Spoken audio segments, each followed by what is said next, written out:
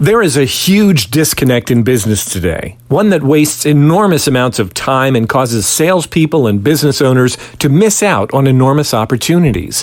While it's common in many businesses, it's rampant even among those who may be great at everything from social media to content marketing to traditional selling. It's the disconnect between digital and physical, between content and conversion, between social media and your sales funnel. Increase sales, improve margins, and grow your business. Guaranteed. Top secrets of marketing and sales. Now, David Blaze. Hi, and welcome to the podcast. Over the years, one of the biggest disconnects in business that I've been complaining about is the disconnect between marketing and sales. In many organizations, marketing makes promises that sales struggles to keep, and sales says things that are completely inconsistent with marketing. Sales complains about marketing, marketing complains about sales because there's very often little communication between the two departments. But that is not the disconnect I'm talking about today, but it's pretty similar. Today, it seems to me the biggest disconnect is between our digital presence and our physical presence, between online content and offline conversion, between social media and actually selling stuff. Some people are pathological about social media. They are there consistently like clockwork, posting on Facebook, tweeting on Twitter, connecting on LinkedIn, blogging, vlogging, podcasting, and whatever comes next. They're in the market, commanding attention, making noise, waving their arms and legs and getting themselves heard. And that's great. But it's far greater, far better, far more profitable, and far more valuable to prospects and clients when all of that messaging, chit-chat, and content is actually pointing in the right direction and connecting up with your sales funnel. If you want to do that, if you want to monetize your message by crafting communication that sells, you're going to have to recognize that it's not just about tossing content against the wall. Throwing spaghetti against the wall to see what sticks is a huge waste of spaghetti, and it's exactly the same with your content. Instead of just putting out quantity, you're far better off crafting meaningful communication that creates a direction and a connection.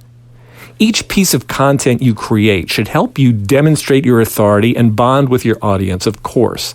But beyond that, it needs to lead them away from the endless loop of noise, chaos, competition, and confusion on social media to the quiet, focused, helpful refuge of your client base. This requires direction and connection. The direction should be away from others and to you. You want to direct people from social media sites like Facebook, Twitter, YouTube, LinkedIn, and iTunes to connect with you on properties you own, like your website, your blog site, your email newsletter, your opt-in pages where people can make themselves known to you one-on-one. The flow should always be from confusion to clarity, from distraction to focus, from chaos to order, from everyone else to you. Remember, the goal is to get people on social media to become loyal, established clients.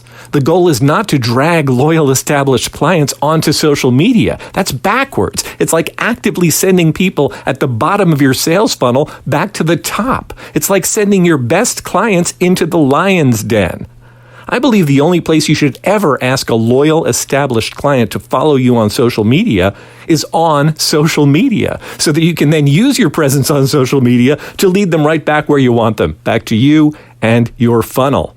With very few exceptions, your messaging should be a one-way street, directing people off of social media and connecting them with you. We connect our social media presence to our sales funnels so we can pull people into our orbit, not to send them back off into outer space. So don't direct people from your email, where you're communicating with them one-on-one, to Facebook, where they'll become distracted and overwhelmed. Instead, do the opposite. Direct them from Facebook to opt in to your emails. Don't direct people from a podcast where they're listening to you to social media where they'll be listening to everyone else. Instead, direct them to an opt-in page where they can make themselves known to you and access a free report, a tip sheet, or video series that will help them.